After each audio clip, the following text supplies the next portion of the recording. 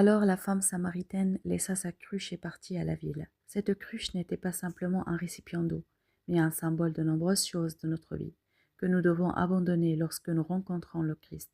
Les cruches que nous devons laisser dans notre vie, la cruche du péché, premièrement. La Samaritaine vivait dans une vie désordonnée. Quand elle a rencontré le Christ, elle a laissé sa cruche, c'est-à-dire qu'elle a quitté une vie de péché. Beaucoup veulent le Christ, mais restent attachés à un péché précis.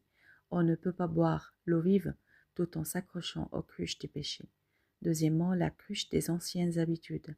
Parfois l'homme vit dans de mauvaises habitudes. Paroles inutiles, colère, jugement d'autrui, paresse spirituelle.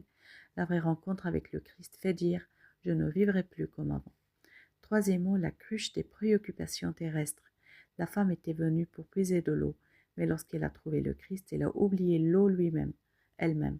Parfois, nous nous soucions des choses terrestres plus que de Dieu, mais quand le Christ touche le cœur, les priorités changent. Quatrièmement, la cruche du passé. Le passé de la Samaritaine était peut-être lourd et douloureux, mais le Christ ne le lui a pas rappelé pour la briser, mais pour la libérer. Combien vivent prisonniers de leur passé.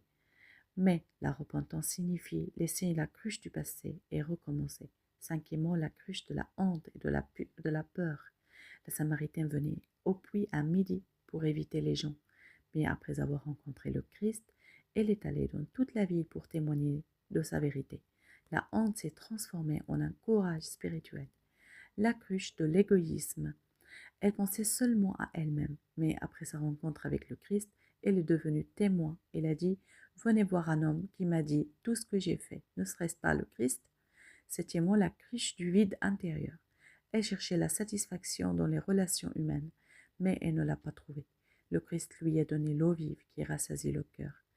Apprenons à prier en esprit et en vérité. Seigneur, apprenons à venir à toi et à faire une bonne confession en reconnaissant nos péchés, nos fautes et notre faiblesse, en demandant pardon et miséricorde, car il n'y a pas de serviteur sans péché, ni de maître sans pardon. Toi seul pardonnes les péchés, tu accordes les dons et tu nous combles de bien. Nous prions pour que tu combles notre besoin de ton amour et que tu étanches la soif de nos âmes. Toi qui donnes l'amour parfait, l'espérance ferme et la foi véritable. Seigneur, apprends-nous à entrer en profondeur dans l'adoration en esprit et en vérité. Tu es la vérité, et sans toi, nous n'atteignons pas la vérité. Libère-nous de l'égarement du monde, afin que nous te connaissions, Père Saint, et que nous grandissions de la connaissance de ton Esprit Saint, nous guide pour t'adorer en esprit avec ferveur, respect et amour. Seigneur, apprends-nous à faire le bien partout où nous